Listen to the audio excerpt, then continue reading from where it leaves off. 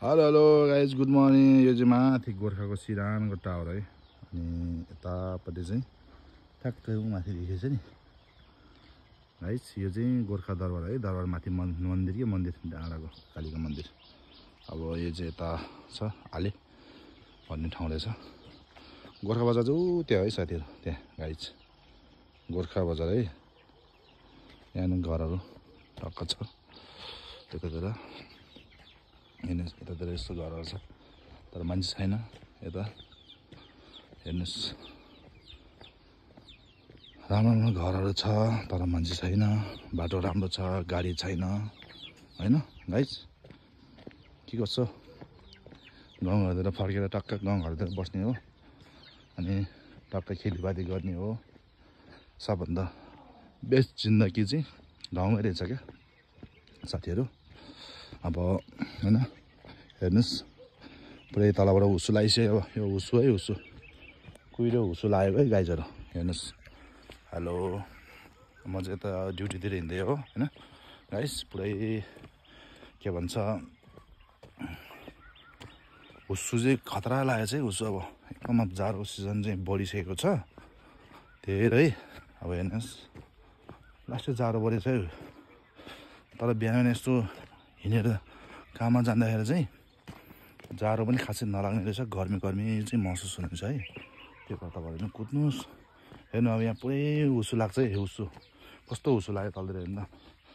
बाटो यस्तो राम्रो छ यहाँतिर होइन, जग्गा दामी छ। अनि के भन्छ पानीहरू पनि प्रशस्त रहेछ है गाइस।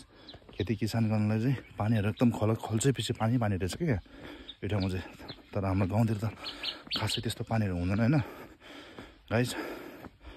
त्यही भएर यसो अब चाहिँ विकल्प भनेको गाउँघरतिर आएर बस्यो भएर स्वच्छ वातावरण होइन।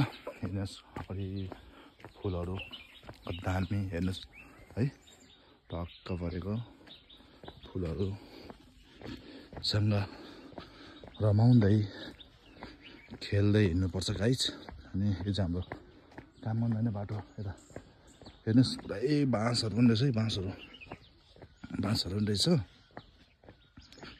अनि होइन परालको डङ्गु रहेछ है, पराल मजाले ल्याएर आएको छ पराल। धान काटिसक्यो नि त। अब हेर्नुहोस् यो चाहिँ उत्तिसको रुख है साथीहरू। उत्तिसको पुरै दाना फलेछ, दाना उत्तिसको दाना फलेछ दाना। ल हेर्नुहोस् यो गाउँमा के ऊ तल नि घरहरू टन्नै रहेछ गाइज होइन।